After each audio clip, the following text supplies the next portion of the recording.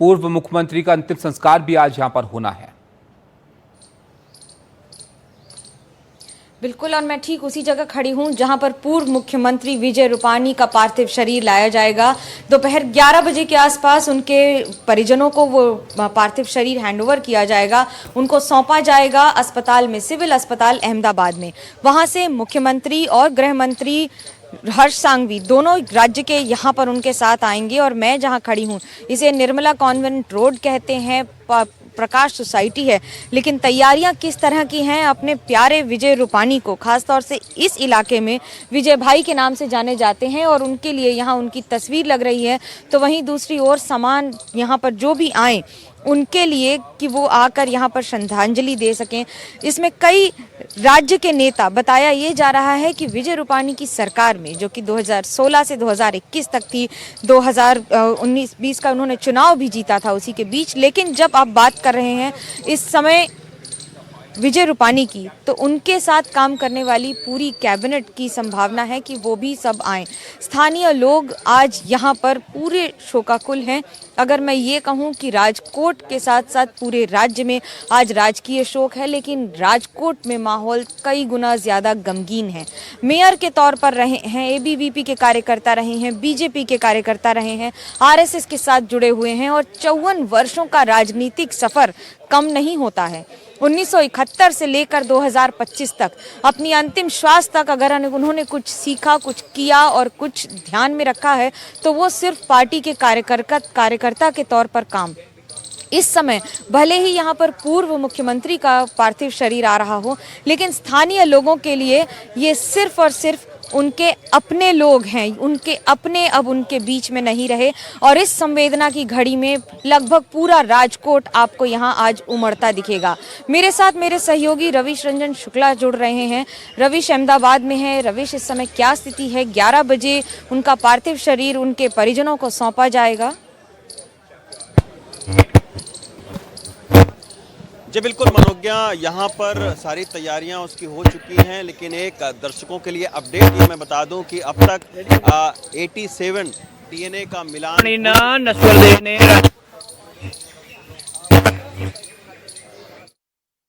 दिया जा चुका है।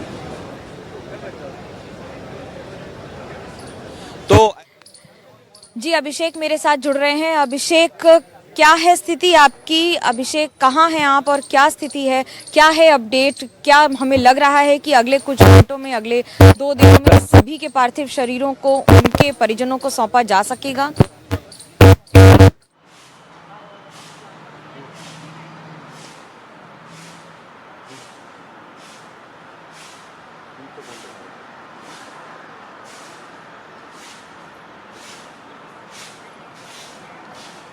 मैं राजकोट में हूँ।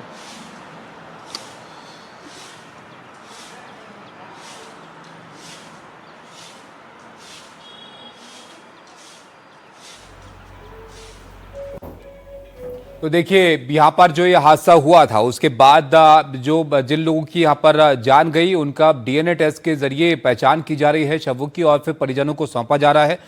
विजय रूपानी जी जो पूर्व मुख्यमंत्री गुजरात के रहे हैं, उनका आज अंतिम संस्कार यहाँ पर होना है और इसके लिए तमाम इंतजाम वहाँ पर किए गए हैं। राजकोट में अंतिम संस्कार किया जाएगा और उससे पहले जो उनका पार्थिव शरीर है उसको ले जाया जाएगा राजकोट, और अहमदाबाद से राजकोट ले जाकर उसको अंतिम दर्शन के लिए भी रखा जाएगा। फिर शव यात्रा भी यहाँ पर निकलनी है। इसमें तमाम हस्तियां भी शामिल होंगी, जो लोग हैं वो भी शामिल होंगे, क्योंकि एक जानी मानी हस्ती और एक बहुत अपने क्षेत्र में एक अजीज नेता वो रहे हैं और इसलिए लोग भी शामिल होना चाहते हैं उनकी इस अंतिम यात्रा में। अभिषेक हमारे साथ हैं। अभिषेक, बताइए, इंतजामों के बारे में आप बता रहे थे, कैसे इंतजाम हैं अंतिम यात्रा के लिए?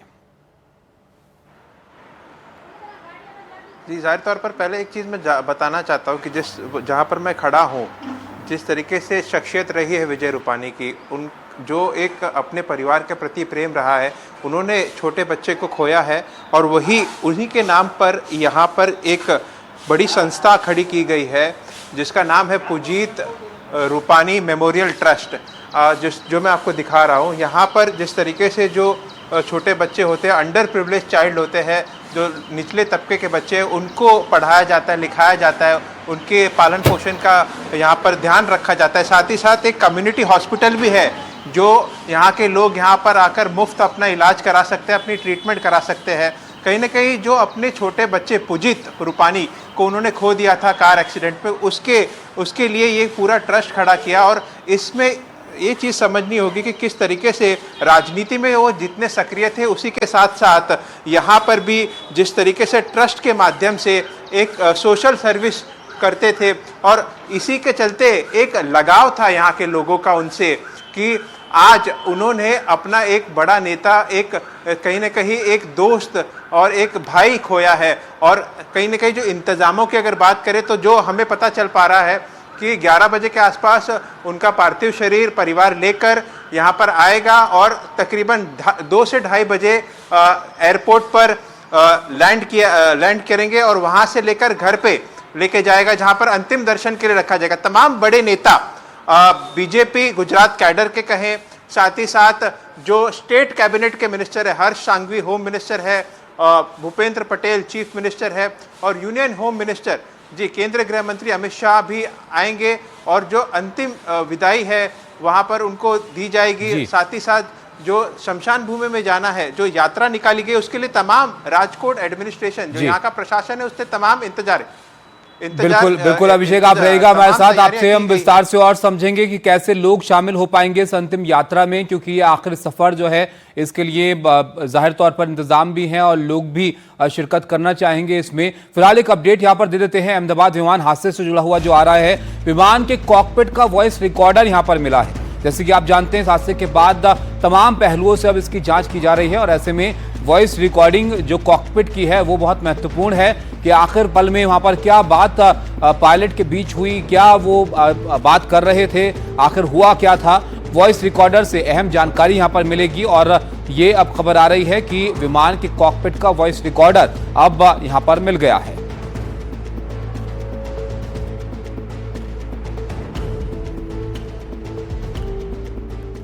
विजय रूपाणी जी के बारे में हम बात करें, मनोज्ञा हमारे साथ जुड़ गई हैं। मनोज्ञा, अब कुछ वक्त में अंतिम यात्रा उनकी यहां से शुरू होगी। अभिषेक बता रहे थे कैसे उसके लिए तैयारियां वहां पर की गई हैं, जरा बताइए आपके वहां अहमदाबाद में कैसे सब शुरू होगा। मैं जहां पर हूं वो उनके घर के ठीक सामने का पार्क है, और यहाँ पर क्योंकि भीड़, जो लोग हैं, जो भावनाएं हैं, उसका सैलाब है यहाँ पर। तो आपको ज़रा तैयारियां दिखा देती हूँ। यहाँ पर एक और जहाँ पार्थिव शरीर रखा जाएगा, ये उसकी तैयारी है। यहीं पर चारों तरफ लोग उनको श्रद्धांजलि दे सकते हैं। आज ही मुख्यमंत्री से लेकर गृह मंत्री तक राज्य के लगभग सभी यहाँ पर शामिल होंगे। बहुत सारे ऐसे लोग हैं जिन्होंने उनके साथ दशकों तक काम किया है, मुलाकात हुई है, बात हुई है। आज का दिन कितना ज़्यादा भावनात्मक है?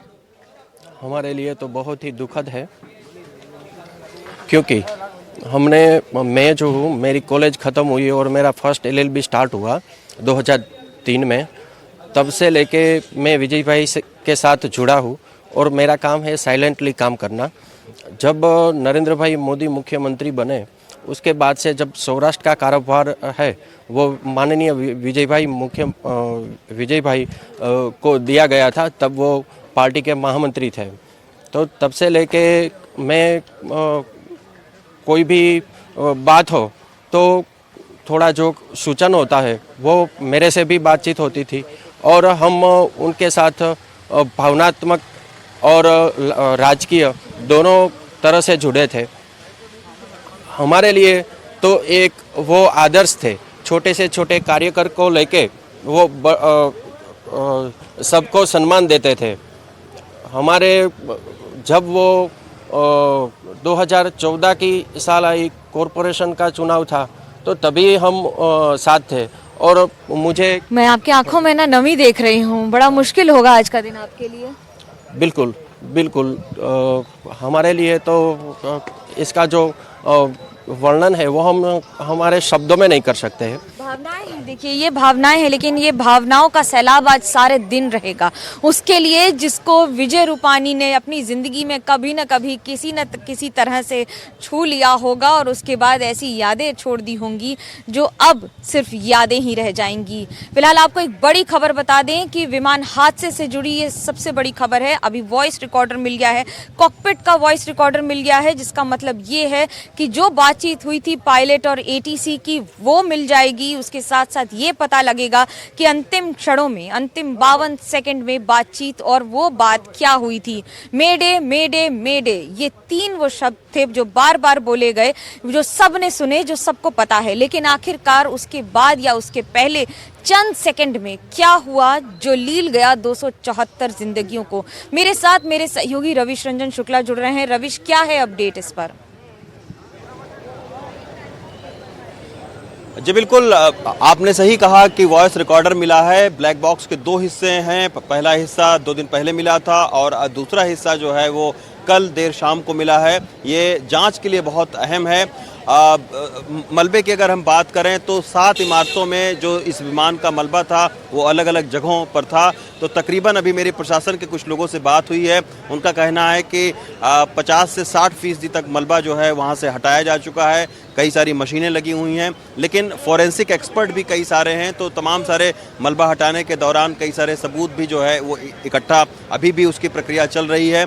जहाँ तक बात है कि इस वक्त मैं सिविल हॉस्पिटल में हूँ और मनोज्ञा 87 लोगों के जो डीएनए का मिलान है वो हो चुका है।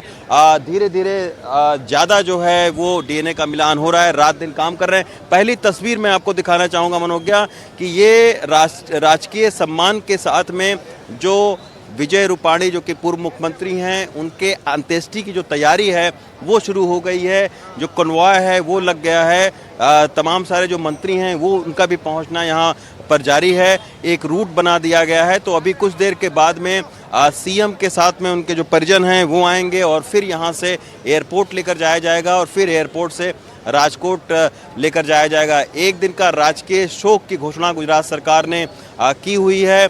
तो निश्चित तौर पर जितने भी विजय रूपाणी से संबंधित लोग हैं उनके यहाँ पर पहुँचने का सिलसिला शुरू हो चुका है और एक रूट बना दिया गया है। सुरक्षा के तमाम सारे बंदोबस्त किए गए हैं। 1000 से ज़्यादा जो पुलिसकर्मी हैं उनकी यहाँ पर तैनाती की गई है। तो कुछ देर के बाद में तकरीबन 11 बजे के आसपास में ये बताया जा रहा है कि जो गुजरात के मुख्यमंत्री हैं वो पूर्व मुख्यमंत्री विजय रूपाणी के साथ में पूर्व जो मुख्यमंत्री हैं विजय रूपाणी के रिश्तेदारों के साथ में यहाँ पर पहुँचेंगे। ये आप देखिए गुजरात के मिनिस्टर भी यहाँ पर पहुँचे हुए हैं। तो तमाम सारे लोग जो है वो धीरे धीरे यहाँ पर आ रहे हैं। हालांकि इन सब के बीच में विजय रूपाणी के साथ में तकरीबन जो है वो 274 लोग भी मारे गए हैं। उनके भी रिश्तेदार इसी सिविल हॉस्पिटल में मौजूद हैं। उनका भी दुख बहुत ज़्यादा है। सारे लोग, कई सारे लोगों को अभी शव नहीं मिले हैं तो उसका वो इंतज़ार कर रहे हैं। अभी एक मेहसाणा की फैमिली से मेरी बात हो रही थी, उनका ये कहना है कि उनके परिवार के 2 सदस्यों के तो शव की डीएनए की पहचान हो चुकी है, लेकिन एक जो बच्चा है उसका अभी तक कोई खोज खबर नहीं है। तो ऐसे बहुत सारे लोग हैं जो कि अपनों के शव की प्रतीक्षा भी यहाँ पर कर रहे हैं। तो निश्चित तौर पर सिविल हॉस्पिटल अहमदाबाद की अगर तस्वीर मैं दिखाऊं, बहुत गमगीन तस्वीर है। और बीते 3 दिनों से इसी तरीके के दर्द और शोक की लहर में ये पूरा अस्पताल डूबा हुआ है। अस्पताल ही क्या, पूरा शहर डूबा हुआ है। तमाम सारे शहर के लोग यहाँ पर आ रहे हैं लोगों की मदद करने के लिए।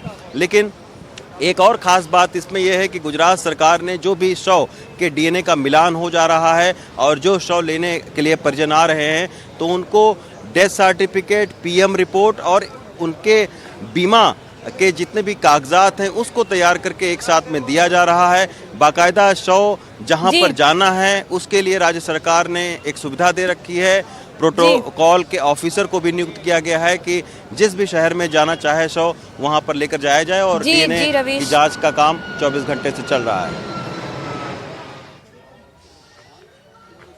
जी, गम की इस घड़ी में जहां एक और सरकार है वहीं हर वो व्यक्ति जो अपने संभव तरीके से उनके साथ खड़ा है।